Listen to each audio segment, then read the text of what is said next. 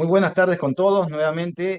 Gracias por la espera. Vamos a dar inicio entonces a este gran taller de gestión de contratos de servicios de transportes para la distribución de materiales educativos de la dotación 2024. Estamos, colegas, a un mes y 20 días más o menos de iniciar las clases y es importante tocar este tema porque estamos más o menos a 15, 16 días de iniciar por lo menos la distribución de materiales desde la SUGEL hasta las instituciones educativas. Por lo tanto, nuestros contratos o los contratos que se están elaborando, generando desde la SUGEL hacia las instituciones educativas, contratos de transporte, por supuesto, de materiales, es de vital importancia tocarlos el día de hoy, así como también posterior a este taller habrán asistencia técnica y seguimiento a cada una de las regiones, a cada una de las UGEL, de manera particular para poder garantizar conjuntamente el Ministerio, las DRE, las UGEL, esta distribución de materiales educativos para el inicio del año escolar de manera oportuna y de manera pertinente. Como tenemos una serie de pasos, procedimientos, acciones que realizar de manera conjunta, este taller va a permitir aclarar, compartir, quizás consultar algunas situaciones que posteriormente también haremos a mayor profundidad de manera particular. Sin embargo, es muy importante que todos socialicemos nuestras inquietudes comunes para poder dar respuesta y claridad sobre el tema. Sin embargo, antes de iniciar, por supuesto, queremos dar pase a nuestro director Luis Alberto Garrido Schaffer, director de la Dirección de Gestión de Recursos Educativos, quien a nombre del director les dejo con la palabra a Katia Casaverde Serralta, la asesora de dirección. Katia, te doy la palabra para que nos permitas iniciar este taller.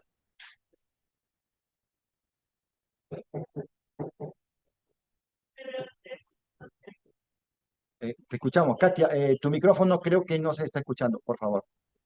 Sí, listo, ahora sí. Buenas tardes con todos. A nombre del director Luis Garrido, agradezco su participación y su presencia en este taller. Como ya les ha adelantado el señor Omar, estamos próximos ya a iniciar el año escolar 2024.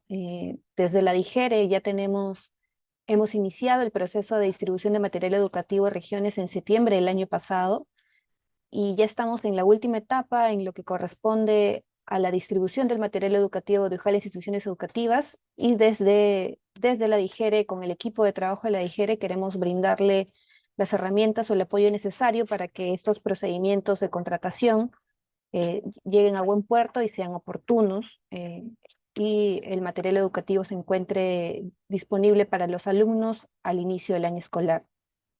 Como saben, el día de hoy se va a presentar o se va a desarrollar un taller relacionado a contrataciones con el servicio de transporte. Vamos a contar con la presencia de un especialista en contrataciones del Estado, que es la señora Ana María Rivas, quien les va a brindar unos alcances y también va a estar abierta la posibilidad de hacer cuestionar,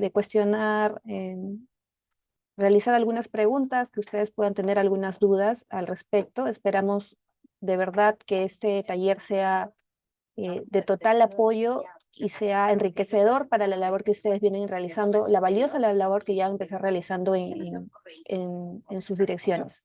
Gracias por su participación y bienvenidos. Muchas gracias, Katia. Muchas gracias, colegas. Entonces, vamos a dar inicio, no sin antes precisar algunas pautas o algunas secuencias de este tiempo que tendremos compartiendo. Número uno, por favor, colegas, vamos a rogar encarecidamente registrar su asistencia en el chat. Hay un link de asistencia. Es muy importante que realicen este registro porque a través de ello podremos compartir toda, tanto el video, las PPTs o los documentos que ustedes puedan ver en esta exposición. Todos serán compartidos a través de la asistencia que ustedes puedan registrarse su participación. Bien, otro aspecto importante también es, la primera parte será la exposición de la doctora a Ana María Rivas Tapia, ella es especialista en contrataciones del Estado. Luego de más o menos 20, 25 minutos de exposición, habrá una apertura a las respuestas de preguntas que a través del chat las pueden realizar porque las vamos a ir consolidando.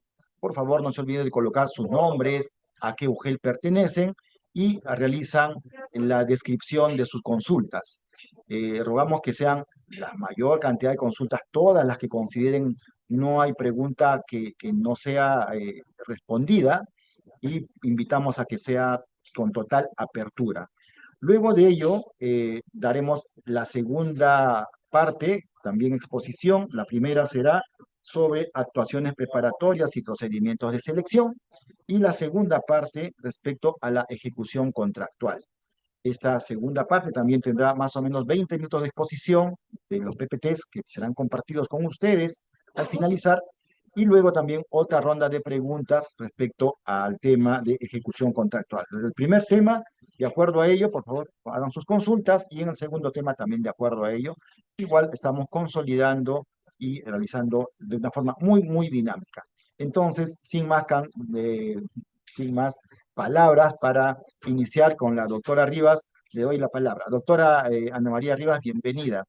Le damos la palabra para iniciar con el taller.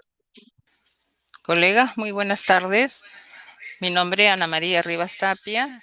Esta tarde tengo el honor de compartir con ustedes algunas de mis experiencias que he adquirido en el tiempo que vengo trabajando en abastecimiento, logística y en esta oportunidad desde la DIGERE.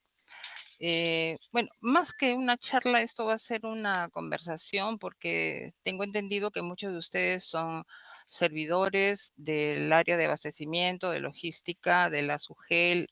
Entonces, van a haber muchos aspectos que no son nuevos para ustedes. Sin embargo, dada la cercanía de la distribución del material educativo, es necesario tener presente algunos de los conceptos que involucra el manejo de la normativa de contrataciones.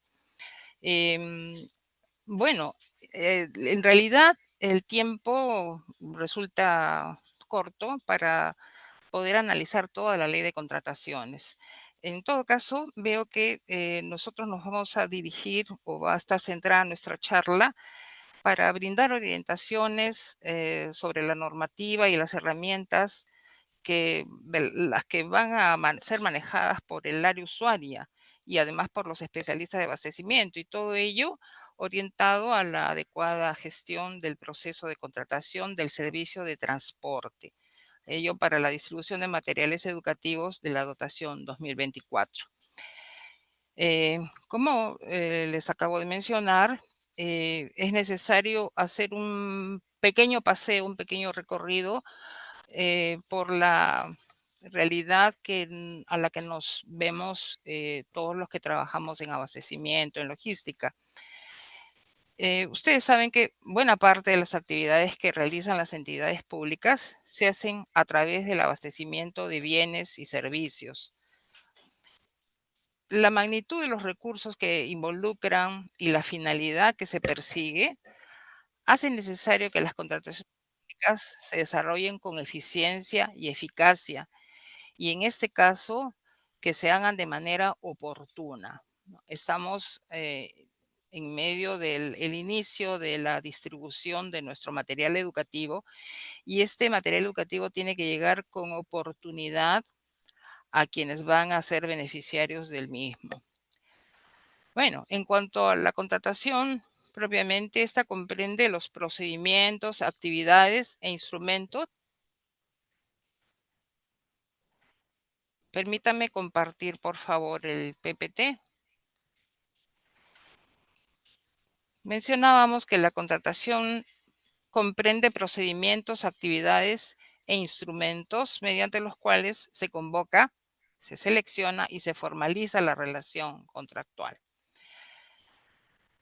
Esta relación contractual está pues orientada para la adquisición de bienes, servicios y obras también, requeridas por las entidades del sector público para satisfacer las necesidades que demanden su operación y mantenimiento.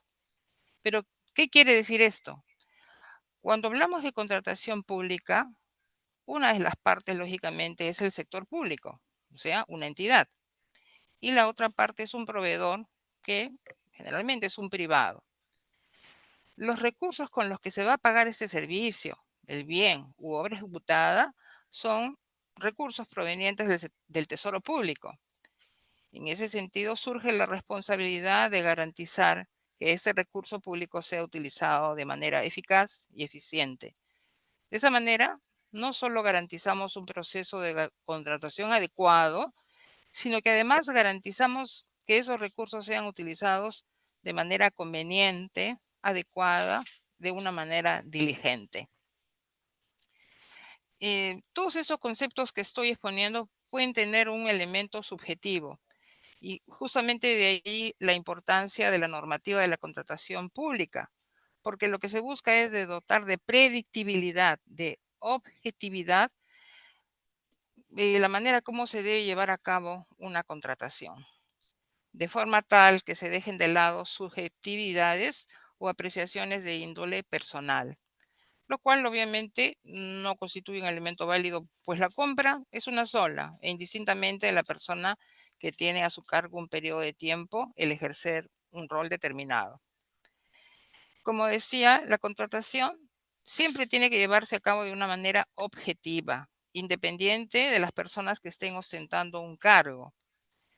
Y la contratación y la normativa de contrataciones busca generar predictibilidad que sirva de ayuda para la entidad, para los funcionarios y servidores y también para los proveedores, quienes tendrán conocimiento de las reglas de juego. Así, las partes que intervienen en la contratación van a saber cómo se lleva a cabo, cuáles son las formalidades, cuáles son los procedimientos y qué aspectos deben tenerse en consideración. Por parte de la entidad, se permitirá conocer que el proceso de contratación pública se lleve a cabo de acuerdo a la normativa de contrataciones. Las contrataciones públicas, tal como vemos en nuestro PPT, se realizan para satisfacer una necesidad pública. Esta necesidad pública consiste pues, en necesidades de salud, de educación, de transporte, todo ello para alcanzar un resultado en beneficio de la población. Satisfacer un bien público, como bien se muestra en la PPT. La población tiene necesidad de ver atendidas sus necesidades y es a través de las contrataciones públicas que se logra este objetivo. ¿Quiénes participan en la contratación pública? Ya lo habíamos adelantado. En la contratación pública intervienen dos partes, la entidad pública y los proveedores. La entidad pública es la que va a advertir las necesidades de la población y buscar los medios necesarios para poder satisfacer esa necesidad. ¿A través de quién? A través de proveedores.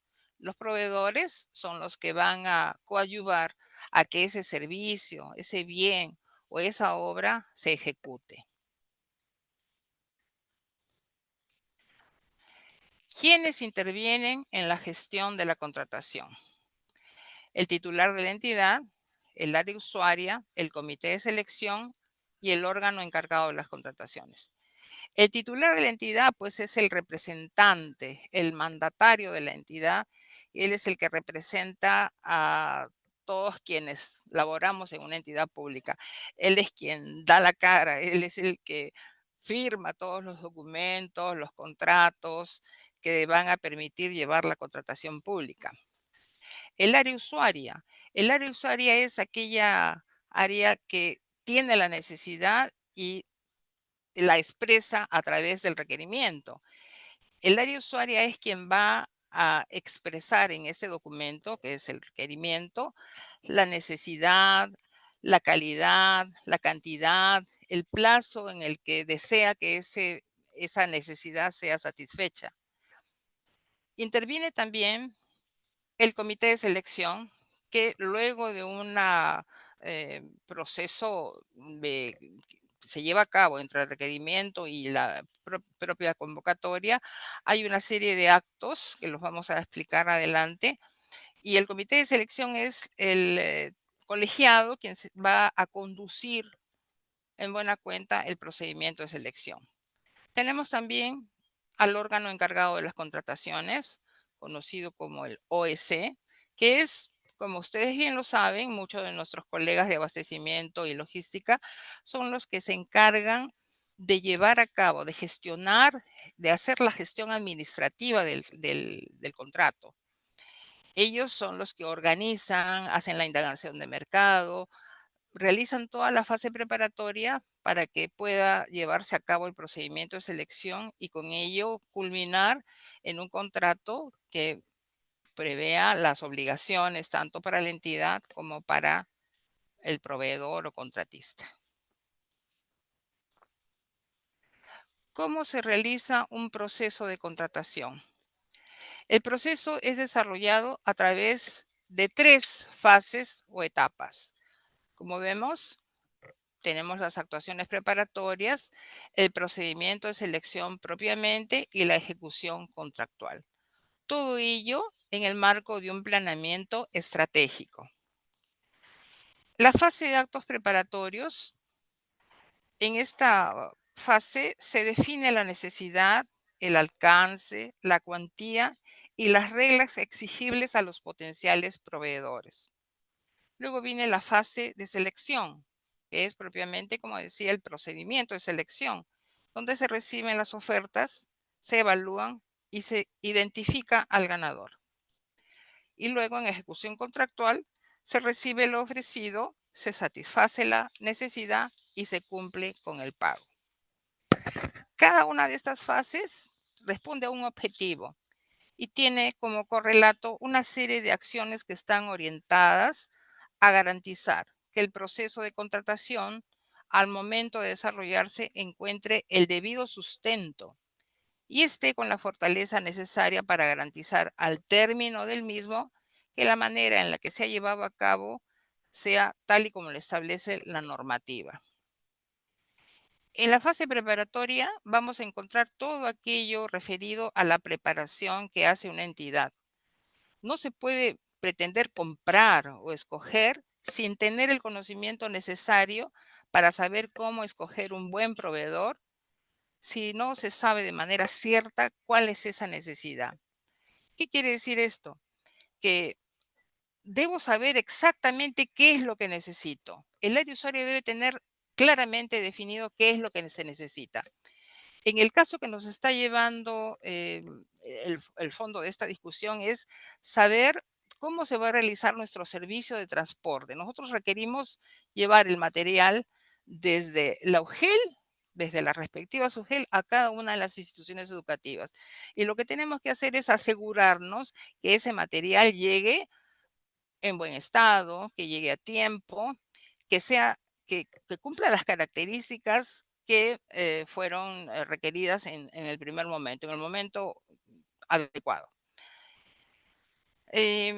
Esto, como ya habíamos mencionado también, de aquí viene la fase de selección, en donde el objetivo es evaluar a todo aquel proveedor que se haya interesado en el proceso de contratación y de ahí escoger al mejor, para que una vez elegido el mejor, se proceda a iniciar las acciones para formalizar el contrato y dar paso a la fase de ejecución contractual, en el que las partes deberán cumplir todas aquellas obligaciones a las que se comprometieron, para que la entidad pueda por fin ver cumplida la finalidad. Con esto ve satisfecha su necesidad, luego procede a dar la conformidad y lógicamente el pago. Vayamos al requerimiento. La normativa de contrataciones ha definido claramente quién es quien va a hacer el requerimiento. El requerimiento lo efectúa el área usuaria, pero también puede ser formulado por el órgano encargado de las contrataciones a solicitud del área usuaria, cuando por la naturaleza del objeto éste tenga conocimiento para ello, sin perjuicio de la aprobación del área usuaria. El requerimiento, tal como lo dice la norma, debe estar cubierto, debe cubrir todos los aspectos y minimizar las omisiones o los errores. Esto tiene sentido por el hecho de que cuando se saca un procedimiento de selección, suscribimos el contrato y el requerimiento por A o B razones tiene algún tipo de falla, por así decirlo, en ejecución contractual es donde nos vamos a ver en el problema de poder ejecutar esa. Por eso el área usuaria debe ser muy cuidadosa en el momento de formular el requerimiento. Ese tiene que definir en forma objetiva y precisa las características o requisitos funcionales relevantes y las condiciones en las que debe efectuarse la contratación. Es decir, las características del servicio deben estar claramente definidas. Por mucho que nos parezca de repente exagerado o redundante colocar o consignar en el requerimiento tal o cual característica, es necesario hacerlo porque con eso facilitan que luego el órgano encargado de las contrataciones pueda ejecutar con toda fluidez el contrato. Si se encuentra un pequeño error, nos encontramos ante la dificultad de ver de repente paralizado el servicio o de repente no saber eh, en qué plazo se debe cumplir tal o cual etapa. Entonces, esas características, requisitos tienen que estar muy bien definidas en el requerimiento. Las prohibiciones en el requerimiento no deben incluir exigencias desproporcionadas, irrazonables e innecesarias.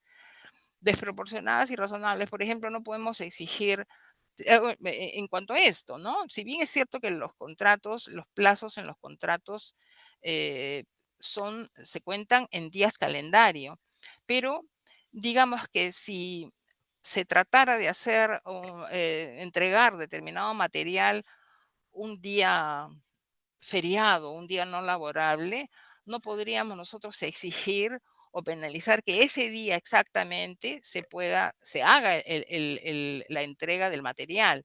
Entonces, para eso la norma también da salidas.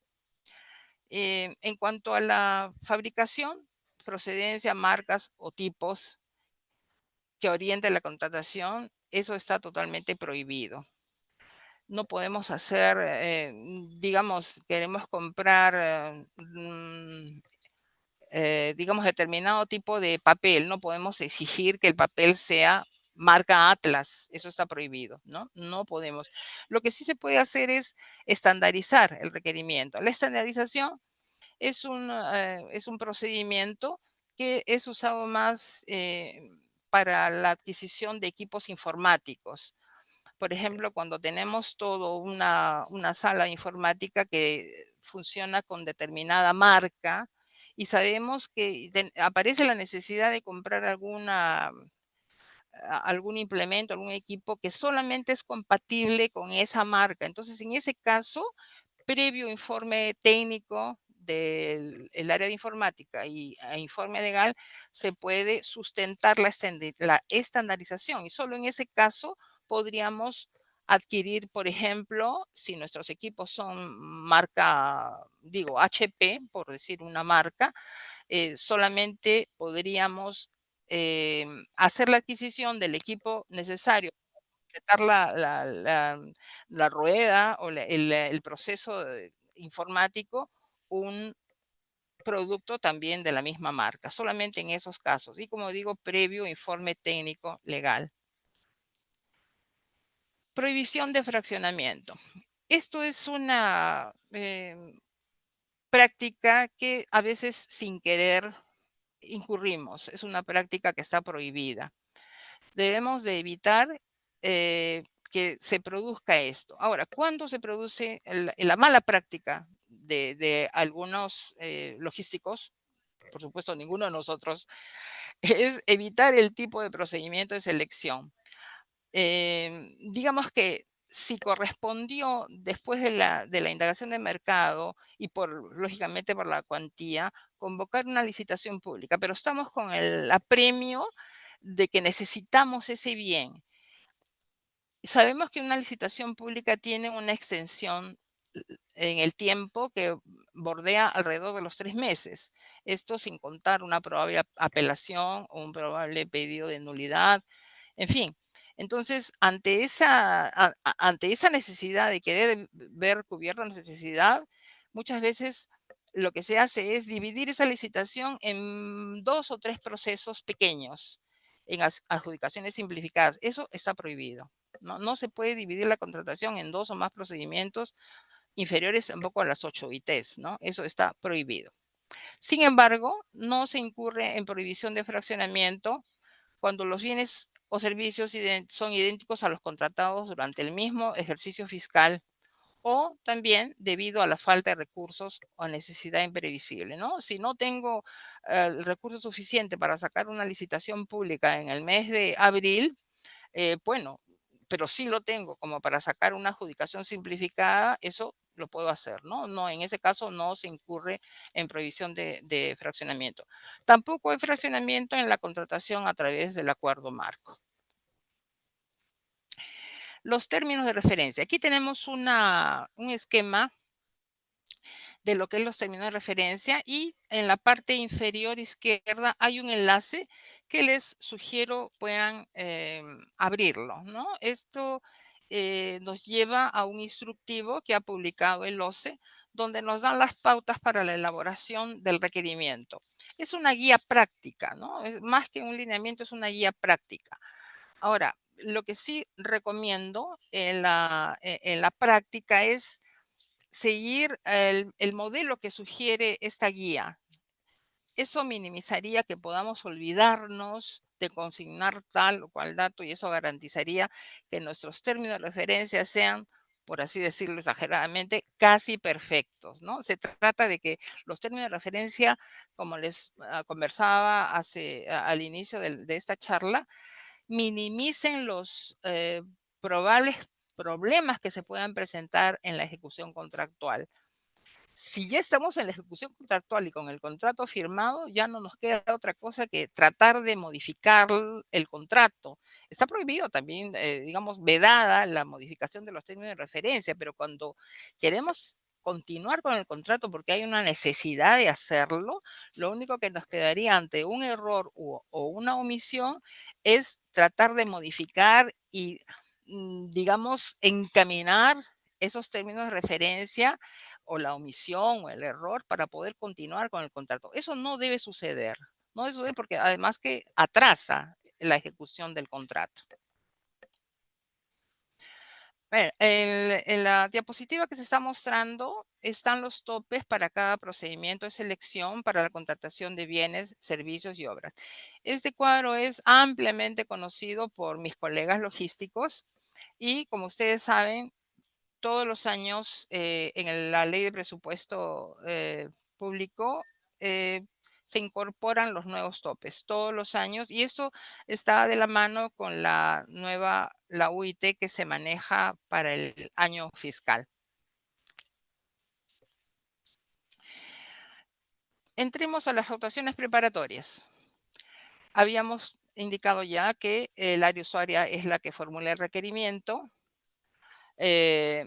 Luego pasa una vez que está formulado el requerimiento, es conducido al órgano encargado de las contrataciones quien realiza la indagación del mercado. Hay un elemento previo que es la elaboración del PAC, ¿no? Esa elaboración del PAC va a contener todos los procedimientos de selección que se van a convocar durante el año fiscal. Con la indagación de mercado se genera ya el expediente de contratación, que tiene que ser aprobado por el titular de la entidad o el funcionario al que se le haya delegado dicha facultad. El expediente de contratación pasa a manos del órgano encargado del procedimiento, que puede ser el mismo órgano encargado de contrataciones o el comité de selección, que es quien elabora y aprueba las bases. ¿Qué papel juega el órgano encargado de las contrataciones en el procedimiento de selección? Se encarga de la preparación, conducción y realización del procedimiento de selección hasta su culminación. Puede ser el órgano encargado de las contrataciones o puede ser el comité de selección. Ambos órganos pueden realizar la misma función. El expediente de contratación es el conjunto de documentos que conforman la contratación. El órgano encargado de las contrataciones entrega al presidente del comité de selección el expediente aprobado para que dicho comité se instale y elabore los documentos del procedimiento de selección y realicen las convocatorias. Como bien conocen nuestros colegas de abastecimiento y logística, los documentos del procedimiento de selección están publicados, están considerados en el OCE. Hay bases estandarizadas a las que deben de sujetarse todas las entidades públicas. Esas bases estandarizadas deben ser utilizadas obligatoriamente y no se pueden variar ninguno de los términos, expresiones, contenido de estas bases estandarizadas. Las bases estandarizadas tienen, como saben ustedes, dos partes, la parte general y la parte específica. La parte específica es donde nosotros vamos a introducir el requerimiento, o sea, las características de lo que queremos y las reglas que haya determinado el comité de selección para llevar a cabo el proceso de selección. Procedimiento de selección. Bueno, tenemos la convocatoria que tiene que ser pública. A propósito de todo ello, con la normativa de contrataciones, ahora todas las actuaciones que realiza la entidad cuando se refiere a un procedimiento de selección se publican en forma, en el SEACE, y todo es en forma electrónica. Luego de la convocatoria viene el registro de participantes, la formulación de consultas, cada una de estas etapas con un plazo y procedimiento propio, ¿no? Luego, la absolución de consultas, la presentación de ofertas, evaluación y calificación de estas y el otorgamiento de la buena pro. Cada una de estas etapas tiene plazos definidos dependiendo del tipo de procedimiento de selección al que hayamos arribado de acuerdo a la indagación de mercado, de acuerdo a la cuantía, de acuerdo a lo que se quiere contratar. ¿Qué ocurre si durante la fase de selección surge una discrepancia entre el postor y la entidad? Que es casi usual que haya algún tipo de discrepancia o divergencia. Para eso, la normativa de contratación nos provee del recurso de apelación. Este tiene que estar debidamente sustentado. En algunos casos, como está en pie de página, la apelación se presenta en la misma entidad, quien es la que resuelve, y en otros casos, cuando el valor referencial o estimado pasa de las 50 UITs, el recurso de apelación es resuelto por el Tribunal de Contrataciones. ¿Qué es la ejecución contractual? Bueno, aquí solamente vamos a dar un pequeño adelanto porque esto va a ser materia de la segunda parte de nuestra charla. Hasta aquí llegamos con esta parte de la conversación. Continuamos inmediatamente, nuestro moderador nos dé el pase. Muchas gracias. Muchas gracias, doctora Ana María. Muchísimas gracias. Eh, Vamos, colegas, a dar respuesta a las consultas que nos están realizando por el chat. Creo que vamos a esperar también algunas preguntas más en el chat. Por favor, realicen rápidamente. Vamos a ir leyendo mientras algunas que ya tenemos registradas. A ver, nos consulta el colega Marco Choque de la UGEL Marañón. Nos dice, doctora, por favor, para la respuesta, nos dice, en la selección de postores, ¿qué criterios se toman en cuenta para determinar al mejor postor? Doctora, le escuchamos. Bueno, eso depende mucho del requerimiento, del contenido del requerimiento. El requerimiento debe de considerar los requisitos de calificación. Entonces, ¿cómo elijo al mejor? Nos lleva a pensar que la optimización de los recursos con los que contamos para poder satisfacer esa necesidad nos podría llevar a pensar de que tengamos que escoger el menor precio, pero no siempre el postor que ofrece el menor precio es el que ofrece el mejor servicio o el mejor bien. Entonces, eso es relativo, ¿no? Ya en la práctica nos hemos dado con que si bien es cierto que el valor del dinero tiene que maximizarse, no siempre el precio más bajo es el que va a darnos la garantía de obtener el mejor servicio o el mejor bien. Entonces, depende de los requisitos de evaluación, de calificación. La calificación, como digo, la ha propuesto el área usuaria, ¿no? Basado en la experiencia, en la capacidad legal, la capacidad, aspectos que lógicamente el área usuaria ha considerado necesarios para haber cubierto su necesidad. Y los requisitos de evaluación son, los factores de evaluación, perdón, son los que va a determinar el comité de selección para poder escoger al mejor proveedor, al mejor contratista, el futuro contratista que va a poder ejecutar nuestro servicio o adquisición del bien. Janet Santamaría está levantando la mano.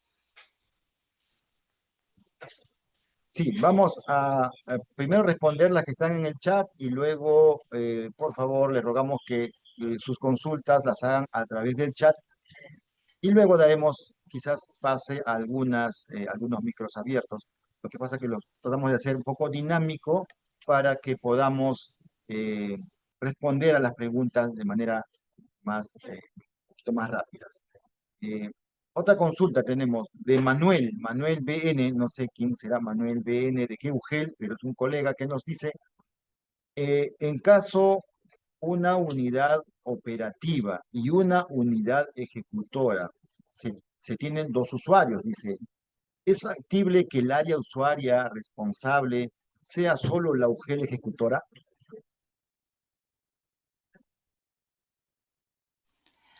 Eh, bueno, en cuanto al tema organizacional, no puedo yo responderle específicamente, pero sí puede haber más de un área usuaria en un requerimiento, ¿no? Puede ser de que parte de esa necesidad tenga que ser atendida para una de las áreas usuarias y la otra parte de la necesidad también, ¿no? Entonces sí, eso es posible.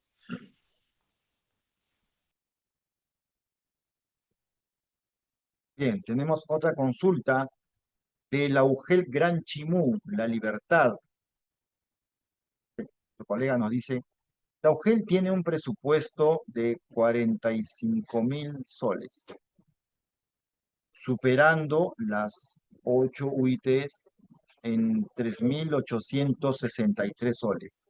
¿Es necesario realizar un proceso de selección o se puede realizar reparto por rutas, considerando que en la provincia se tiene dos rutas diferentes, alta y baja, y la capital de provincias se encuentra en el medio de ambas? Bueno, el decidir por un procedimiento de selección o por una contratación sin proceso, una adquisición sin proceso, la define el mercado, no el presupuesto. El presupuesto es uno de los factores con el que yo cuento para poder desarrollar, adquirir, ejecutar mi necesidad. Entonces, lo determinante no es el presupuesto, sino el valor estimado que resulte de la indagación de mercado. Eso es lo que va a determinar si yo llevo a cabo un procedimiento de selección.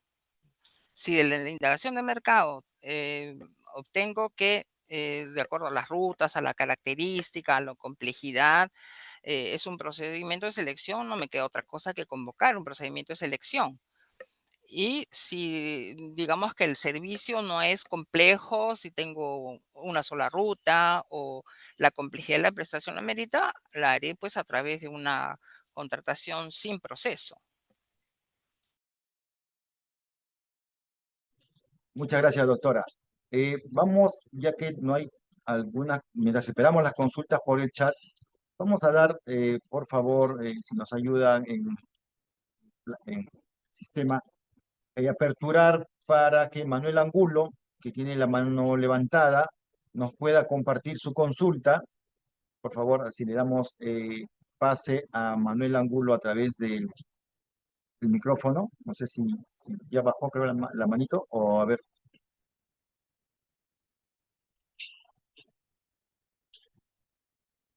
Manuel Angulo está.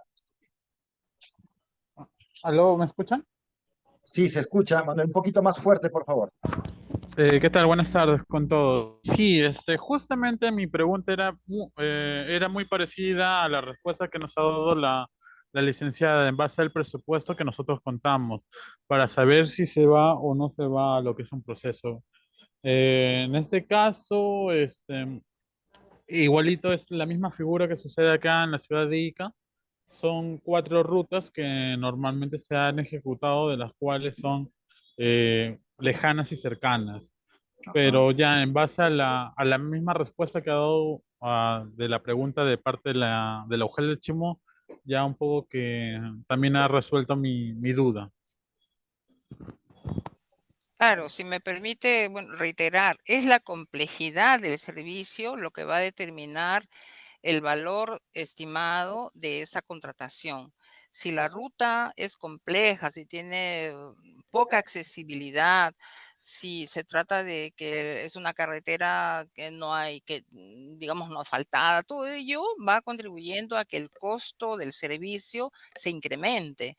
Y es más, de repente también hay camino o carretera hasta determinada zona y de ahí hay una trocha. Entonces, quizás ese contratista tenga que valerse de otro medio adicional para poder llegar a la institución educativa, a donde no es posible llegar en carro o camioneta. Entonces, todo ello es considerado para determinar el procedimiento o la contratación directa. Contratación directa, entiéndase a la contratación que yo puedo hacer como entidad sin tener que recurrir a un procedimiento de selección. Y como repito, es la comunidad y en todo caso de la indagación del mercado. El mercado en buena cuenta es quien va a determinar el precio de ese servicio. Bien, doctora, muchas gracias. Hay una consulta más para ser poco dinámico en esto. Voy a hacer un poco rápido. Desde la UGEL Guamalíes de Huánuco nos escribe José Rosales. Su consulta de José Rosales es, si el estudio de mercado supera las 8 UITs, ¿se podría optar por comparación de precios? Claro que sí, sí, se puede optar por comparación de precios. La comparación de precios en realidad es la adquisición de bienes de vitrina, ¿no? Al bien que yo puedo acudir sin necesidad de hacer mayor búsqueda. Entonces, si el monto se determina, está dentro del tope del cuadro que se mostró en la diapositiva de la exposición, sí, porque es uno de los procedimientos de selección. La comparación de precios está comprendida entre el valor de mayor de 41.200 a menor o igual a 77.250 para bienes y lo mismo para servicios en general.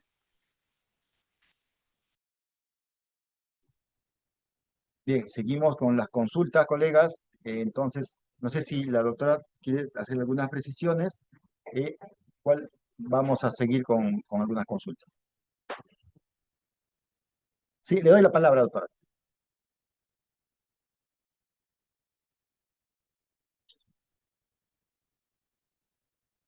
O en todo caso, a ver.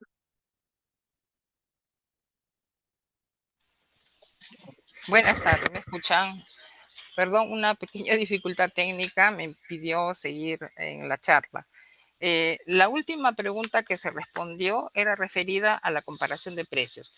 En todo caso, lo que tengo que aclarar es que el cuadro que se presentó en la charla es un cuadro general, pero tratándose del servicio que requieren ustedes, para el que requieren orientación, lo que correspondería es una adjudicación simplificada. Eso es aplicable para los servicios en general.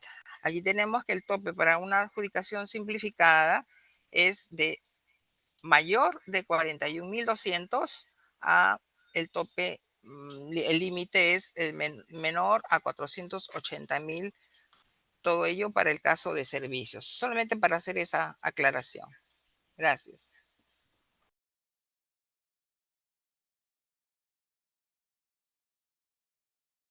Bien, a ver, si es que no encontramos, por favor, sus consultas en el chat, damos pie a alguna consulta que tengan, colegas, a través del micrófono.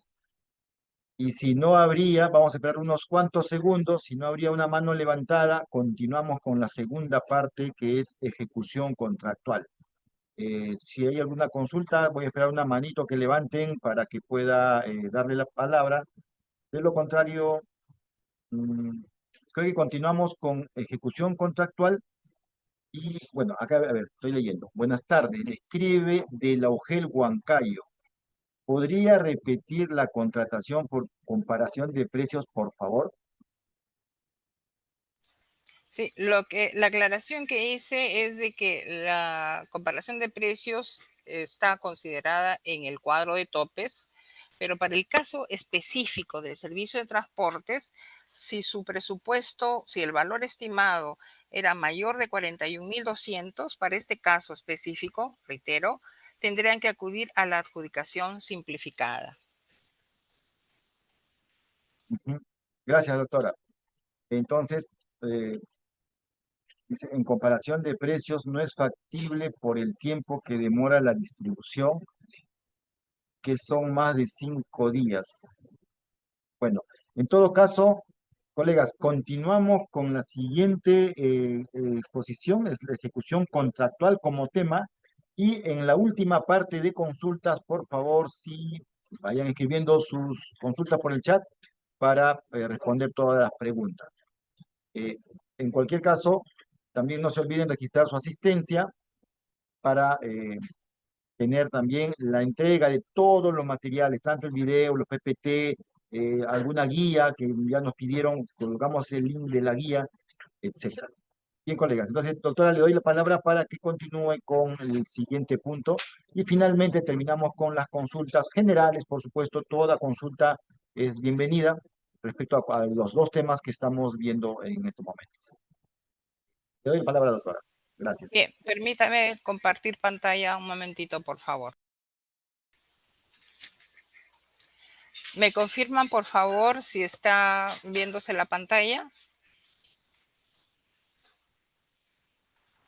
Sí se Bueno, visualiza, entramos. doctora. Ok, muchas gracias. Entramos entonces a la parte de ejecución contractual. Una vez que hemos logrado ya elegir al proveedor que nos va a atender el servicio que requerimos, se otorga la buena pro y luego esta, después de haber sido consentida o administrativamente firme, debemos proceder a emitir la orden de compra u orden de servicio o suscribir el contrato.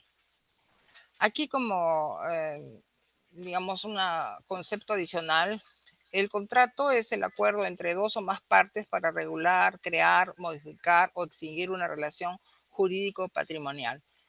En este caso, nuestro contrato va a estar integrado por una parte, por la entidad de la administración pública y de la otra parte en un particular, un privado, ¿no?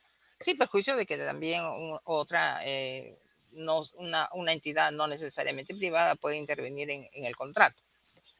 Entonces, para ello, la normativa de contrataciones también establece un procedimiento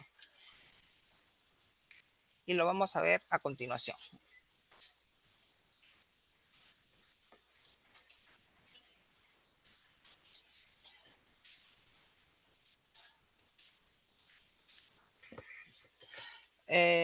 Aquí se nos están presentando varios escenarios de los que vamos a conversar adelante. Ahora vamos a centrarnos básicamente en la ejecución contractual.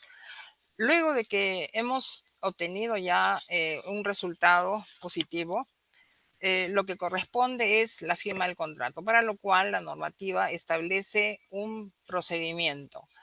El contratista, ya contratista, bueno, va a firmar el contrato bajo las mismas condiciones que fueron requeridas.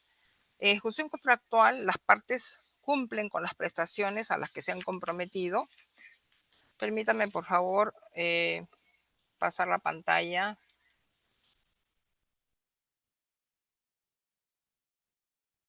A ver.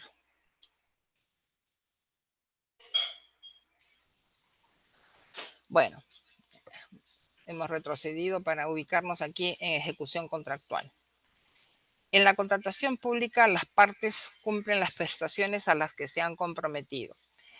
El postor ejecuta la obra, suministra el bien o presta el servicio, y por su parte la entidad cumple con efectuar el pago. En estas 3 líneas está resumido todo el procedimiento que establece la normativa desde que el postor presenta los documentos para la firma del contrato. Generalmente los documentos que presenta para la firma del contrato son los que ya ustedes conocen, los que trabajan en abastecimiento, en logística. Cuando el valor estimado sobrepasa los 200.000 soles, deben de presentar carta fianza, presentan también la vigencia de poder, el DNI del representante legal y cualquier otro documento que se haya establecido en las bases integradas.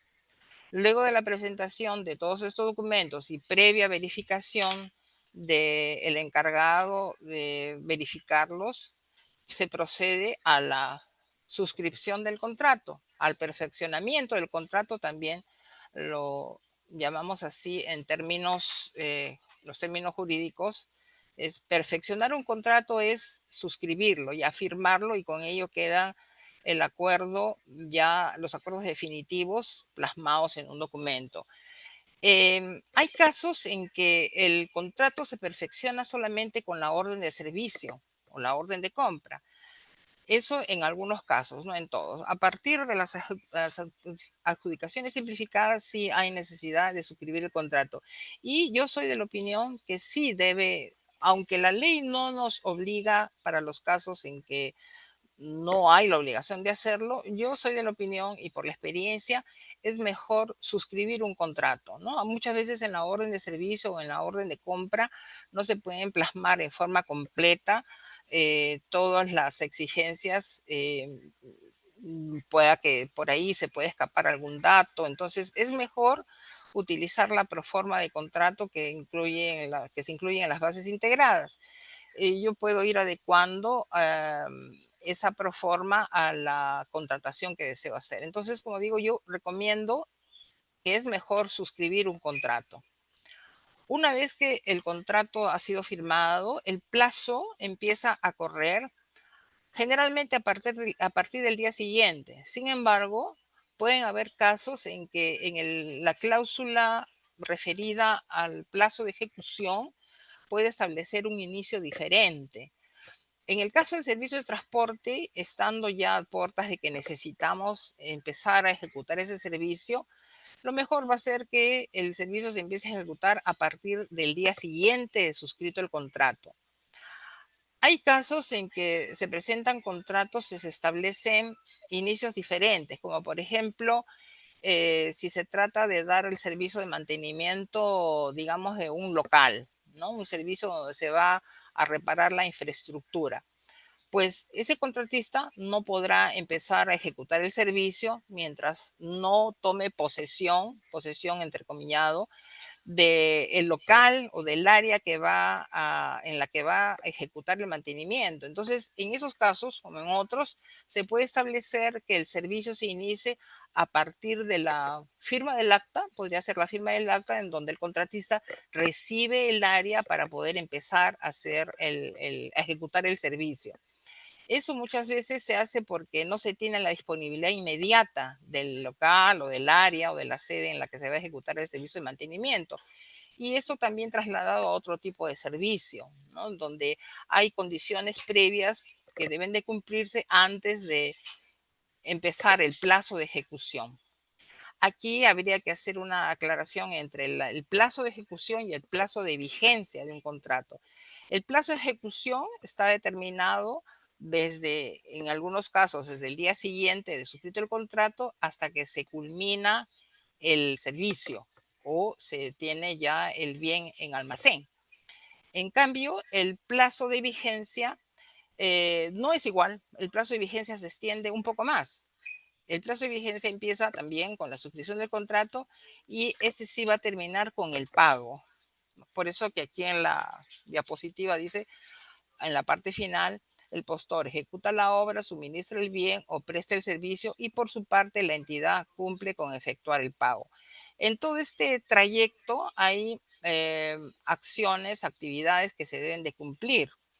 Por ejemplo, antes de efectuar el pago, debo tener yo la certeza de que el bien que he adquirido o el servicio que me han prestado haya cumplido con todas las condiciones que el área usuaria exigió. Solamente y después de haber hecho la verificación de la calidad, la cantidad, el estado en el que ha quedado el servicio, puede el área usuaria dar la conformidad.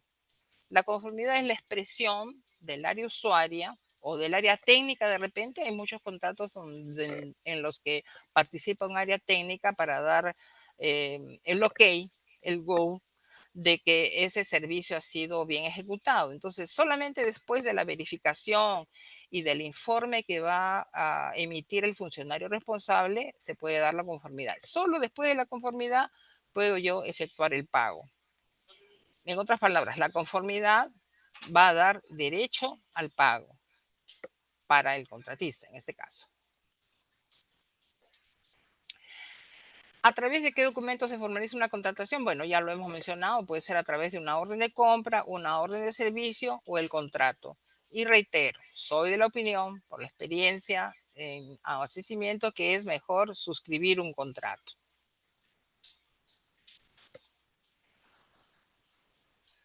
En cuanto a los escenarios posibles, el año pasado, perdón, el anteaño pasado, dado a que la situación post pandemia se presentaba poco favorable, se varió el tope para las contrataciones que se podían hacer sin procedimiento de selección, pero ya recuperado el escenario después de la pandemia, hemos visto que la normativa ha vuelto nuevamente al escenario previo.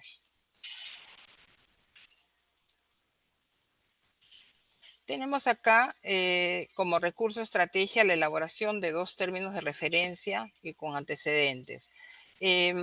Exactamente, no, digamos que tener 2 términos de referencia es como tener un plan B, pero yo soy de la opinión de que debe ser uno solo. ¿Qué consecuencias trae una contratación pública mal realizada?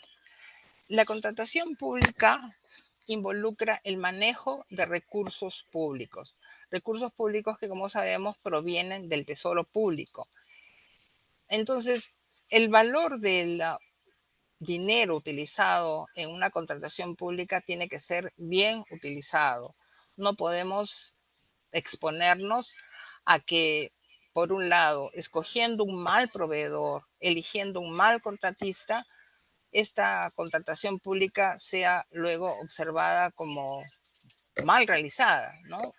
Nosotros debemos de tener el suficiente cuidado en el momento, el comité por su parte, ¿no? Hacer una buena elección, realizar una buena evaluación, una buena calificación, de manera tal que nos garantice tener un contratista que nos va a ejecutar de manera perfecta el servicio y no tener contratiempos. Por un lado, el uso de recursos, el mal uso de recursos públicos puede ser cuestionado y esto tiene consecuencias muy, muy graves para el funcionario, para el servidor público, porque la tendencia de la Contraloría General es hacer un acompañamiento para evitar que eso suceda. Entonces, en estos casos, lo que corresponde es seguir el derrotero que nos da la normativa de contrataciones. La normativa de contrataciones en realidad tiene respuestas para todo. Están los procedimientos y los plazos y las condiciones muy bien definidos. Y si en algún caso encontráramos un vacío en la normativa, podemos acudir a los principios de la contratación, de manera tal que minimicemos que una contratación pública se efectúe de manera no adecuada. Con esto hemos descrito de manera muy general lo que corresponde a la ejecución contractual.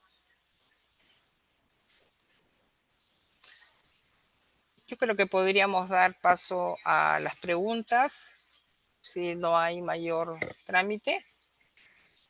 Ok, gracias doctora por la exposición. Esta segunda parte ha sido breve, pero muy consistente. En todo caso, colegas, sus preguntas, por favor. Acá hay una que dice, ¿quién controla los tipos de contratación que se realiza en una UGEL? ¿Quién controla los tipos de contratación que se realiza en una UGEL? Ahora le escuchamos.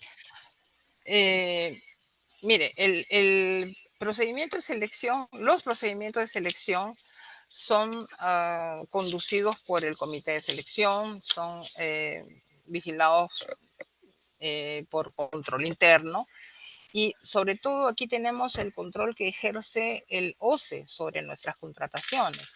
Si hay algún tipo de problema, desviación, irregularidad o apartamiento de la norma, es el OCE quien ellos permanentemente están efectuando supervisiones a los contratos, a las contrataciones, a los procedimientos que se realizan en el marco de la normativa de contrataciones.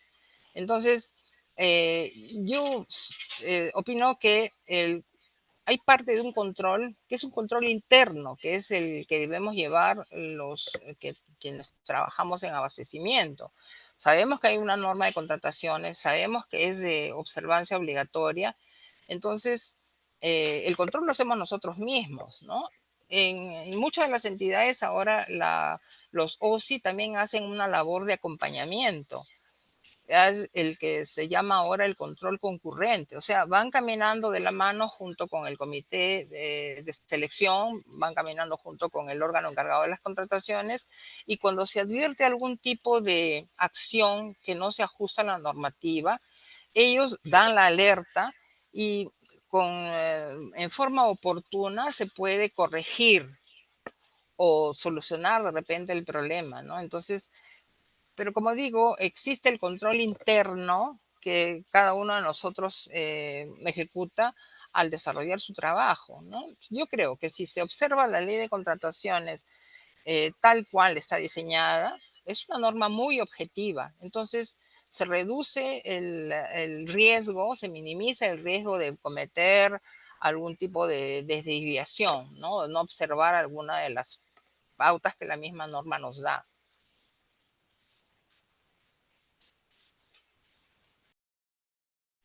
No sé si respondí a la pregunta, por favor, o en todo caso, si hay una repregunta con respecto a eso. Correcto. Si hay algo de duda, por favor, vuelvan a reiterar la pregunta a través del chat para poderlo atender.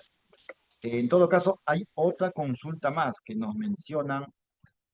Para el caso de material DICER, no está en la programación, dice, y no se tiene la cantidad exacta ni fecha de llegada de estos materiales. En este caso, ¿se debe considerar en el contrato de transporte? Nos menciona un colega de la UGEL Pachitea. Respecto al este material de ICER, colegas, con el oficio múltiple 034 se remitió a todas las UGEL y a las DRE la cantidad total de títulos que conforman la dotación 2024, dentro de los cuales sí se consideran los títulos de DICER. Por lo tanto, sí se debe considerar en el contrato de transporte porque es un material que les está llegando o les va a llegar antes del 16 de febrero. O sea, no hay ningún problema con DICER. Sí es cierto, colega, que en un inicio con el oficio múltiple 017 se mencionó que estos materiales estaban en proceso de contratación y que ya iban a llegar, pero como no llegaban todavía, en un momento se les mencionó de que están en la dotación, pero todavía no se tienen físico en concreto, todavía estaban en plena impresión, vamos a llamarlo así, en las imprentas. Y con el oficio múltiple 034 se remitió la cantidad total de títulos que conformaban la dotación 2024, incluyendo DICER, porque ya estaban totalmente impresos, vamos a decir así, ¿no? Entonces ya se está distribuyendo y están llegando a todas las UGEL en estas semanas. Bien, ahí hay otra consulta más. Estimado Omar, esta pregunta me da pie a Correcto. tratar un tema que no ha sido considerado, que son las modificaciones del contrato. Si me permite un par de minutos para hablar sobre las Por modificaciones del supuesto, por contrato. favor. No es precisamente el caso del servicio de transporte, pero se da el caso de que la entidad percibe que ha aparecido una necesidad adicional. ¿Qué es lo que la norma me permite en esos casos?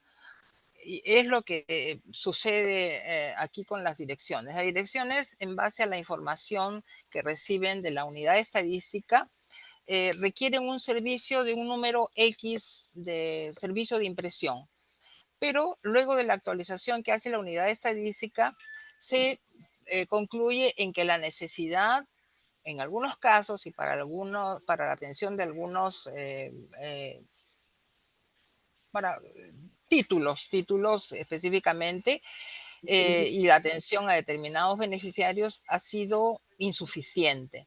Entonces, en ese caso, la norma permite contratar adicionalmente un número adicional y por eso recibe el nombre de prestaciones adicionales. O sea, yo contraté, por dar un número redondo, contraté 1000, pero después aparece la necesidad de una cantidad adicional.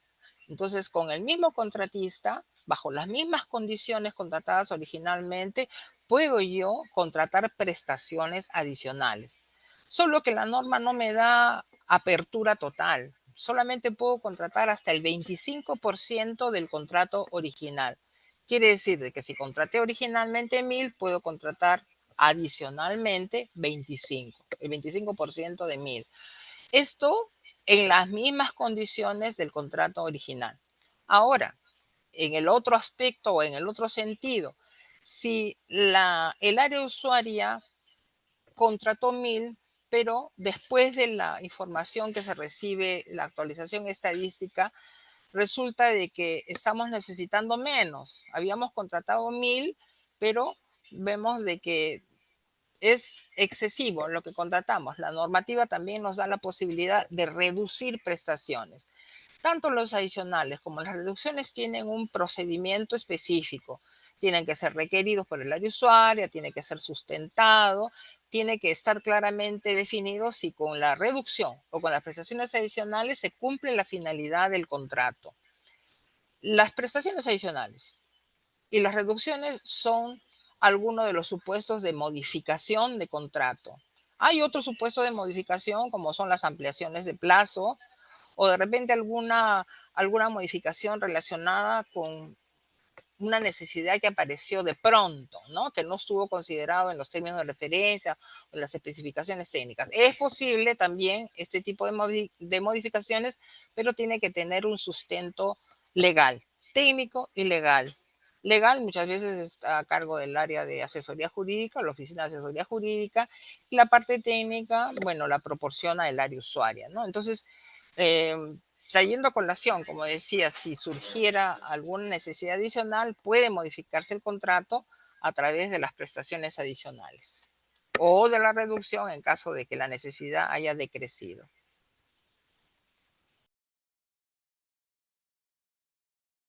Bien, gracias, doctora, por la respuesta. Tenemos aquí una consulta, un par de consultas más. Nos menciona Sandoval, no nos dice la UGEL, pero nos menciona el colega Sandoval, la retención del 10% del monto del contrato original aplicaría en un contrato de transporte con 2 entregas, considerando que los proveedores son pyme. Repito, dice Sí, la está retención. bien, está claro, está claro. Ahora, para que la retención, eso es un beneficio que gozan las pymes. El requisito es que haya más de un pago. Entonces, sí es posible la retención del 10% y es cierto también de que es un beneficio otorgado solamente a las pymes, no es un beneficio que se haya generalizado. Ahora, la normativa pone condiciones, ¿no? Tiene que estar acreditada la inscripción de esta empresa en las pymes. Y si se trata de consorcio, las dos empresas que se hayan presentado consorciadas deberán de gozar de esta calificación.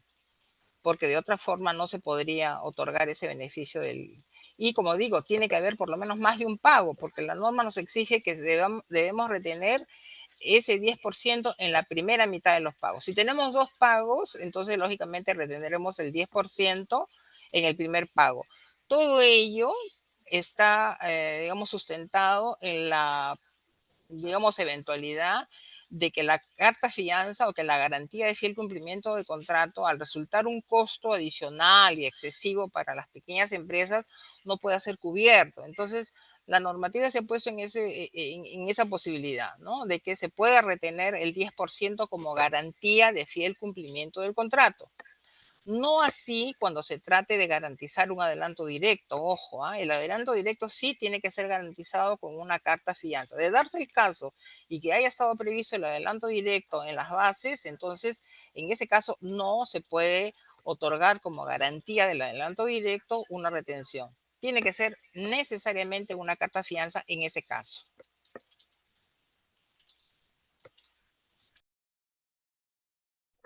Muy bien, doctora. Gracias por la respuesta. Nuevamente, nuestro colega Marco de la UGEL Marañón nos hace una consulta. Ante una deficiente contratación, ¿cuáles son las consecuencias administrativas y jurídicas para los implicados? Bueno, en términos generales, una mala contratación podríamos entender pues que digamos que algunos de los procedimientos o plazos no se cumplió. No sé, me gustaría que sea un poco más específico en cuanto a la calificación de una mala contratación, porque entendemos de que la selección de este contratista ha pasado por todo el filtro del comité. Entonces, quisiera por favor que me especifique cuál sería el caso específico o en todo caso una descripción muy general de lo que podría representar una mala contratación.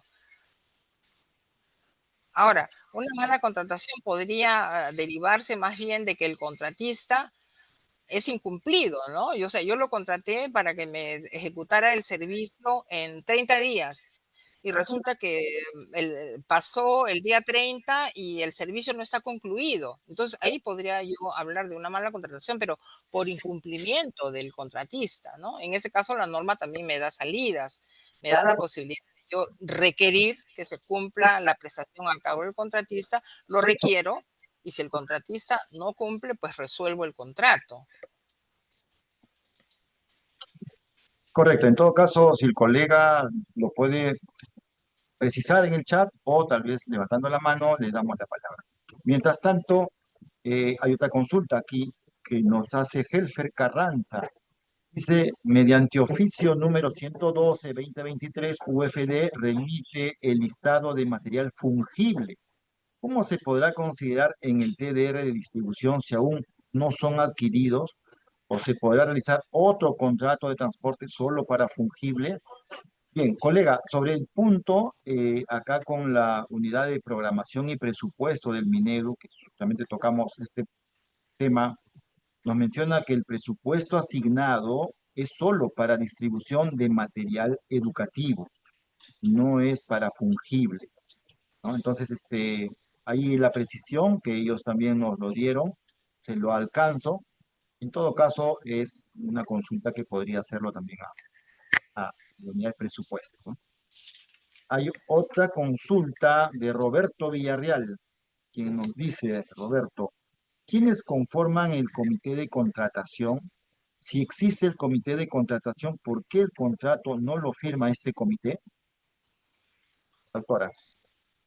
A ver, el comité de selección, esa es la denominación correcta, es un colegiado, que son los encargados de conducir, de organizar, conducir el proceso de contratación.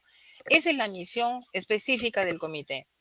Quien va a firmar el contrato es el representante de la entidad o el funcionario a quien se le haya asignado esa facultad. El comité inicia labores, desarrolla las bases, califica, evalúa, otorga la buena pro, hace las publicaciones y una vez culminada su labor con el otorgamiento y publicación de la buena pro, ahí termina la misión del comité. Al comité se le designa por resolución para un caso específico, específicamente para organizar determinado procedimiento de selección. Acaba la responsabilidad del comité, inclusive el expediente de contratación, en el momento que el comité acaba, lo deriva y lo entrega al órgano encargado de las contrataciones. En ese momento el órgano encargado de las contrataciones toma posesión del expediente de contratación, lo mantiene en custodia y lo deriva al área de ejecución contractual. El área de ejecución contractual es quien va a redactar el contrato de acuerdo a la proforma incluida en las bases integradas, va a consignar los datos del representante de la entidad. Como digo, es el titular, generalmente es el titular, o si se ha delegado esa facultad a otro funcionario, ¿no? Ahí también se van a consignar los datos del representante del contratista, consignando sus nombres, el DNI, la vigencia de poder, los poderes con los que a él se le facultan para suscribir el contrato con la entidad. Entonces, es por esa razón que el comité tiene una misión definida y acaba en el momento del otorgamiento de la buena pro y la entrega ya definitiva del expediente de contratación al órgano encargado de las contrataciones.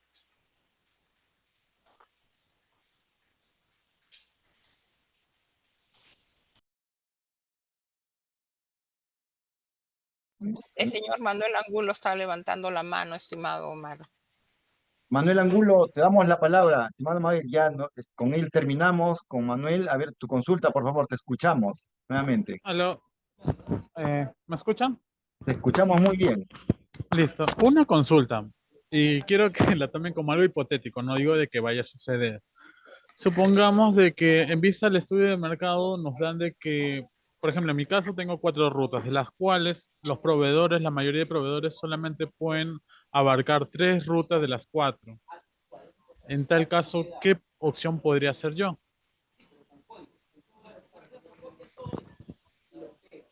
Bueno, no puedes fraccionar porque el fraccionamiento está prohibido, es el mismo objeto contractual.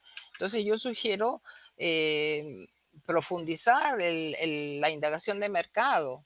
No creo que pueda, o sea, cerrarse la posibilidad de que haya una persona que pueda, persona o empresa que pueda cubrir las 4 rutas. Ese sería el camino, ¿no? Porque no veo la posibilidad de poderlo hacer de otra forma. Volver a hacer una indagación de mercado, de repente optimizando pues las rutas, ¿no? O son rutas muy distantes. Si es así, bueno, entonces ya ahí viene la dificultad. Pero si son rutas que pueden empalmar una con otra, de ahí podrías optimizar el requerimiento de esa forma. Roberto Villarreal está levantando la mano. Te escuchamos, Roberto Villarreal.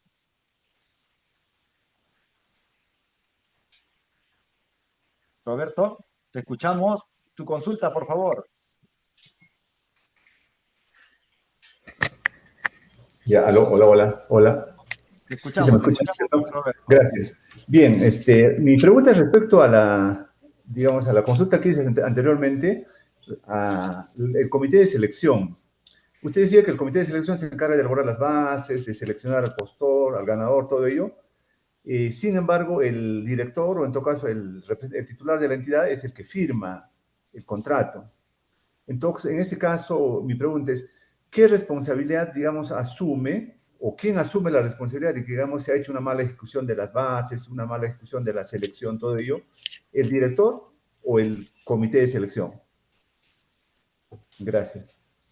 Gracias, Roberto, por tu consulta. Doctora, me escuchamos. Bueno, ahí hay que identificar, primero identificar dónde se cometió el error, dónde estuvo la mala práctica, y luego de eso habrá que determinar un deslinde de responsabilidades. No necesariamente es el titular de la entidad.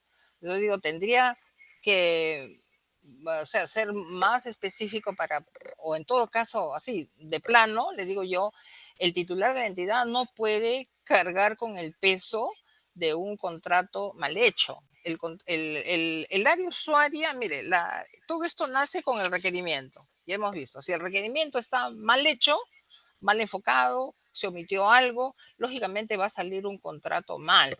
Ahora, para eso está también el órgano encargado de las contrataciones, que es el área a quien le va a llegar el requerimiento. Todos nosotros sabemos como logísticos y tenemos el conocimiento necesario, la experiencia necesaria como para poder detectar una deficiencia en el requerimiento. El órgano encargado de las contrataciones está facultado para eso, ¿no? Tiene la experiencia, la objetividad suficiente y podría devolver al área usuaria el requerimiento para que el área usuaria haga ajustes. Ahora, eso es con el acompañamiento del órgano encargado de las contrataciones. No quiere decir que el área usuaria se le va a dejar a la deriva para que haga por su cuenta. Muchas veces hay servidores nuevos que se están incorporando recién y pueda que la falta de experiencia haga que descuiden un aspecto de ese requerimiento. Entonces, yo veo que una contratación mal hecha no necesariamente tiene que ser a partir del contrato, porque el contrato va a recoger lo que se especificó, las reglas definitivas de las bases.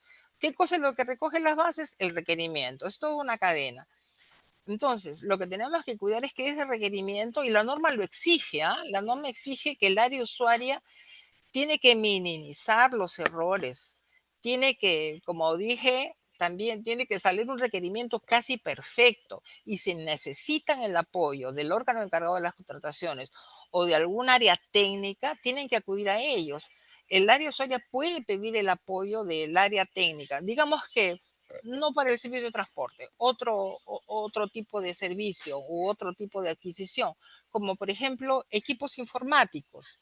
Nosotros tenemos la necesidad como área usuaria de requerir determinado tipo de equipo, pero no tenemos necesariamente el conocimiento técnico. Entonces, ¿a quién acudimos si se trata de equipos informáticos o de un escáner o de algún tipo de equipo electrónico? Acudimos al área técnica y el área técnica tiene la obligación y está facultado para brindar el apoyo técnico necesario.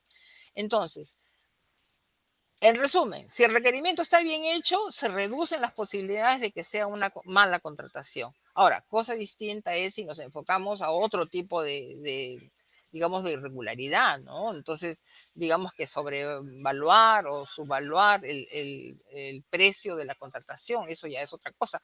Y eso, digamos que el valor estimado es producto de una indagación de mercado y este tipo de acciones son públicas, transparentes. O sea, yo no puedo tampoco calificar una indagación de mercado mal hecha porque es transparente, todo es transparente. Ustedes saben que las cotizaciones se efectúan a través del correo electrónico, ¿no? Con previa respuesta y todo ello tiene que estar evidenciado en el expediente de contratación.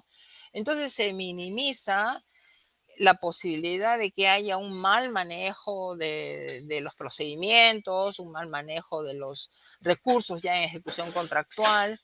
Ahora, una mala contratación. Al final, de repente, si se ha dado la conformidad por algo que no necesariamente cumplía con el requerimiento, entonces ahí podríamos hablar de una mala contratación, ¿no? Yo estoy pagando por algo que no satisface la necesidad del área usuaria, pero el área usuaria para eso tiene que haber dado el informe de conformidad, ¿no? Solamente después de la conformidad del área usuaria puedo yo, como entidad, proceder al pago. Entonces, se minimiza. Ahora, otra práctica que podría ser observada, podría ser calificada como una mala contratación, digamos que los contratistas ahí tienen algunos la costumbre de pedir ampliaciones de plazo y inventan, les digo, muchas veces inventan hechos generadores del atraso, inexistentes. Entonces, de repente por ahí alguien no tuvo el cuidado de analizar bien los medios probatorios, las pruebas presentadas. La ley exige que la ampliación de plazo tiene que estar debidamente sustentada. Debidamente sustentada es con documentos, ¿no? Yo no puedo fiarme de que el contratista me dice, se me malogró el carro en la carretera a la altura de determinada población y no pude avanzar. Pues me va a pedir una ampliación de plazo porque el servicio no lo pudo cumplir a tiempo, pero me tiene que evidenciar qué pasó, qué pidió, qué comunicó a la entidad. O sea, hay caminos, hay herramientas que el contratista puede utilizar para demostrarme que esa paralización en la mitad de la carretera X le impidió seguir su ruta y ejecutar el camino. Entonces, Para liberarse de la penalidad hay contratistas que inventan miles de cosas. Entonces, ¿cómo podría darse una mala práctica ahí? Cuando el órgano encargado de las contrataciones o ejecución contractual específicamente no se hizo el estudio a conciencia del planteamiento del contratista. Me dijo que se le había malogrado el carro, que había tenido un atraso de 3, 4 días y de repente por ahí se le concede la ampliación de plazo y entonces se libera la penalidad. Ahí podríamos estar hablando de una irregularidad.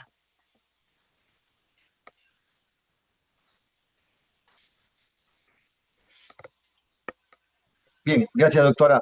Seguimos con la consulta. Bien, nos dice Carol, como área usuaria no se puede sugerir proveedores para el servicio de transporte en tal sentido. ¿Qué se debe hacer en los casos en que el responsable de las contrataciones invita a cotizar a los mismos proveedores que no hicieron un buen servicio, ya sea para un procedimiento de selección o contrataciones menores a 8 UITs? Mira, el OCE tiene un registro en el que aparecen todos los proveedores sancionados. Yo creo que una buena práctica para poder hacer un buen estudio de mercado, una buena indagación, es primero descartar el hacer invitaciones a proveedores que hayan sido sancionados. Ahora, pudiera ser también, eso es un albur, el que uno se juega, el de invitar, de repente un buen proveedor lo invito y en el camino se convirtió en un mal proveedor. Puede suceder también. Entonces, hay maneras, hay herramientas que provee la normativa para que una vez ya en el problema podamos reencaminarlo. Eh, digamos que minimizarlo ya, pues estamos frente a un mal proveedor, pues nos quedarían dos caminos, ¿no? De repente el costo-beneficio de resolver el contrato, resolver la orden de servicio y ejecutar la parte del servicio que queda pendiente con otro proveedor. Si esto deriva de un procedimiento de selección y hay un segundo postor, pues ejecuto con el que ha quedado en el segundo lugar. Y si aún a pesar de todo eso, bueno, pusiste el ejemplo de la interrogante era sobre las contrataciones menores a las 8 UITs, ¿no? Es muy difícil poder tener un registro de los malos proveedores, a no ser que estos ya estén sancionados. Solamente ahí me puedo convencer de que con ese proveedor no puedo contar. Porque por otro lado tenemos de que hay un principio establecido claramente en la ley de contrataciones, que es el principio de la libre concurrencia. Yo no puedo restringir mis invitaciones a tal o cual proveedor. Yo tengo que abrir lo más que se pueda las invitaciones para cotizar. Si aún con todo eso me toca un mal proveedor, como digo, es un albur que uno se está jugando, ¿no? Bien, rápidamente, por favor, muy cortito, no sé si Jesús Mamani ya habló. Ya, ¿no? Ya le escuchamos. Gelín, Gelín, por favor, rápidamente tu consulta y vamos concluyendo con ello. Te escuchamos, Gelín, si puedes estar al micro.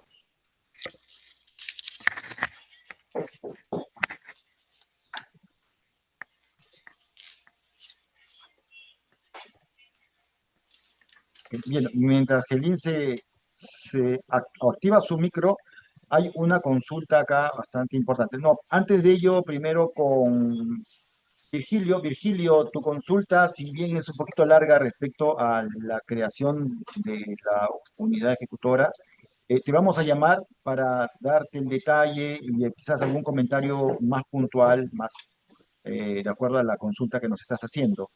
Eh, por otro lado, también queremos atender otra consulta, dice aquí la última, quizás, ¿para cuándo se tiene programado el resto de la dotación 2024? ¿Llegará todo hasta el 16 de febrero? Bien, colegas, esta es una pregunta muy importante y la agradezco. Bueno, antes de concluir, vamos a precisar de que al 16 de febrero, eh, a diferencia de años pasados, en esta oportunidad se está distribuyendo o va a llegar a la SUGEL el 95% o más del 95% de toda la dotación 2024.